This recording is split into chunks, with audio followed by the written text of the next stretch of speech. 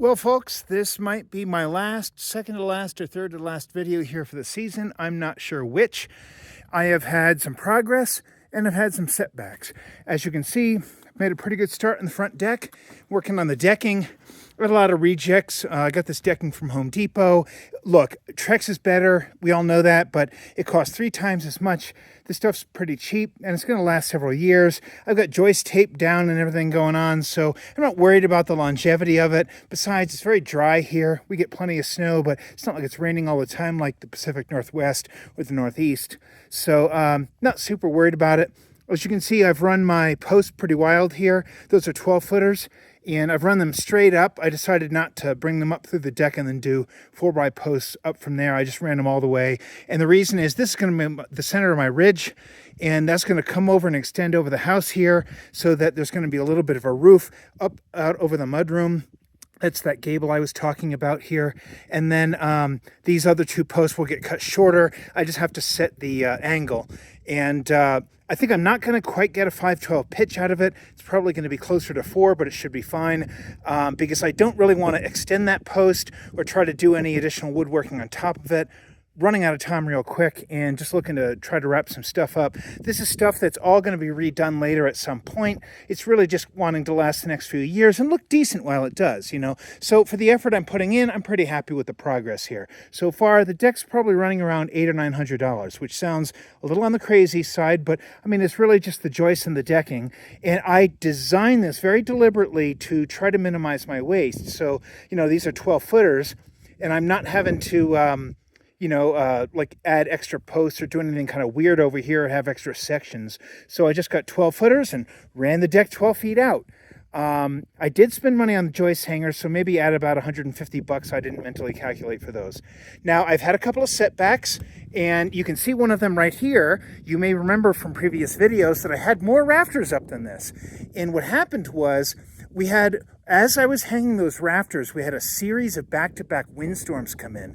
Wind, rain, snow, the whole 9 yards. Really just, if you wanted to enjoy bad weather, this would have been the time and the place to do it.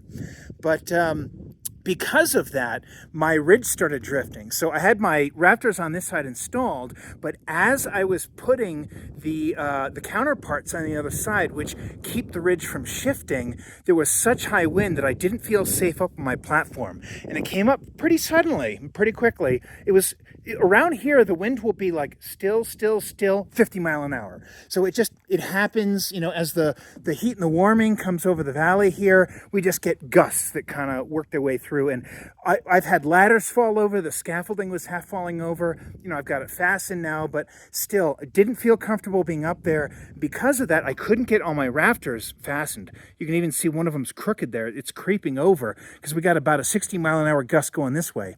What happened was a lot of my rafters on this side that I was hanging were pushing the ridge that direction because I didn't have the opposing ones pushing back, which is a big problem with rafters. They have to be opposed to level things out. And my center column was starting to drift that way and so on. So I made the decision. I was like, look, it's not what I want to do, but it's the right thing to do. I took them down. I've still got 4 up where they do have counterparts on the other side. I'm going to fix that last one this evening, hopefully before the sun goes down. Got about, maybe half an hour. And if I can get that sorted out, I'll leave those up, and I'm going to get at least 1 rafter tie going across. Although I don't need collar ties, I do have straps going over the top. You can see some of them here, way up at the top there. So technically you don't need collar ties if you have straps. I'm going to put collar ties in here anyway. We want some type of baffle to be able to run wiring, HVAC, stuff like that. So the collar ties make sense anyway. And it's such a high ceiling. It's like 16, 18 feet up there that I'm not worried about losing some ceiling height in the great room. So I think it's going to look fine. So I'm going to do belt and suspenders, have straps and collar ties. That'll help keep things from spreading and also help keep the ridge from shifting that direction. So now that I got them all down, you can see I've got straps here trying to resist some of that wind force here. And I'm telling you, I probably have 200 or 300 pounds of force on each one of those straps, and the ridge was still shifting. So I bet you I got it just in time, or I would have had a disaster on my hands. If you ever seen YouTube videos of houses getting knocked over in Texas hurricanes while they're being framed, yeah, that was running through my head this whole time. So I was like, okay, let's bite the bullet, take them down. I'll do other tasks that I can do, work on the gable end wall there, get some more structure here. Behind this column, I'm going to put a brace wall panel section back behind where that scaffold is, running this direction to resist movement that direction, and so on and so forth. But every now and then, things go well. And I just had one of them, so I figured this was a good time to stop for a video. I have screwed up my layout several times. Look, first major project, I think I did a decent job, not a great job, okay? I made my mistakes, and I fixed them as I went, but the fewer mistakes, the better. It all takes time and adds up, right?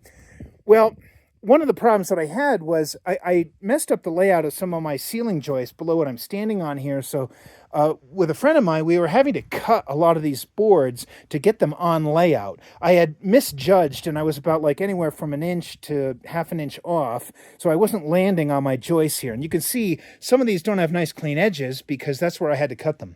So I did get that all sorted out, and that's fine. You know, it's frustrating. It takes time. It's sloppy work. But hey, it's a loft. Who cares, right? But boy, did I nail my layout on my rafters. Man, this was a nice little gift here. This rafter is just a little bent, but if I push it back to where it's supposed to be, you can see I nailed it. It runs right to the end. Now, you may be wondering why I don't have an overhang here. I have cut my lookout notches for an overhang over there, but the problem is I'm just running out of time. It's November 1 as I'm recording this video. I've actually, despite the wind, probably been pretty lucky with the weather. We've had a massive amount of rain this summer, probably, you know, twice the rain we normally would have. It's an El Nino effect, probably. Who cares? There's hurricanes in the Gulf, all the rest of that. Global warming, climate change, you name whichever reason, but it happened and you roll with it. Well, I've had a lot of water in here. Problem is that water can drain, water can dry. This is Colorado, it's very dry air. I'm not actually super worried about the water. Yes, the OSB is lifting up a little bit in the edges, but I'll knock that down with a sander. And on the first floor, I have 2 layers of flooring anyway, so I'm not worried about that at all. I have plenty of room in there. Sand that down, self-leveling compound, and Bob's your uncle. You'll never know the difference, right? Problem is, snow, not so great. What happens with the snow is it'll melt, get down into the cracks, freeze, expand, and crack open the wood. So the damage from ice is much more significant than the damage from rain. You think rain will cause mold, but it dries out here so quickly that mold actually is not a real problem. Snow and ice are a big problem. And what I'm racing the clock on, and I guess despite the wind, I've been lucky, is that I don't want to get a lot of snow in here. So I've started some roof sheathing, even though that section is not done. And long story short, that's why, although I've cut my lookouts there, I've decided not to install the overhang. What I'll do is next year I'll come back, put a ladder on. I may even use those lookouts. I'll cut the sheathing back 1 rafter. So I'll waste a section, but that's okay.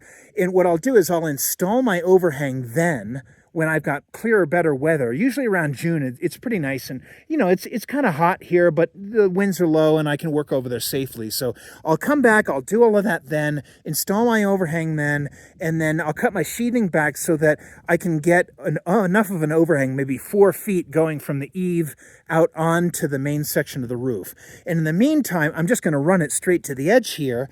And that's why I'm pretty pleased that this first sheet just dropped right on. So I'm going to get a little roof sheathing done here. Not enough to really protect the structure, but hey, every little bit counts.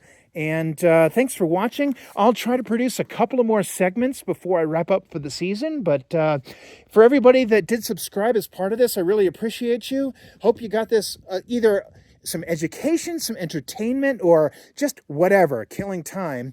But thanks for watching. Stay tuned, and we will be back next year. So probably a couple of more segments this season, but we'll wrap up, and then next year, the plan is finish the major structure, start working on electrical and plumbing. Those are the things we need to do to get our final inspection here. Inspections are pretty light. We've got plumbing, electrical, septic we've already passed, and then a final walkthrough. So provided we meet our requirements, we'll be good to go. And as I said before, we're taking some shortcuts because we're racing the clock. They have changed all the regulations in this area, and they will no longer allow a structure like this to be built this way. In fact, post and pier is no longer allowed in this area. I looked at the new regs online, and they're now requiring a full poured perimeter foundation. So that would add just an immediate, even if, you know, counting out tearing down the structure, which would be just a tragedy. You know, you're talking about potentially having, what am I trying to say here? Another 25, 30 grand in foundation work and all the concrete to be able to do something like this. So we're really trying to get this done before the clock runs out. Wish us luck. And again, thanks for watching.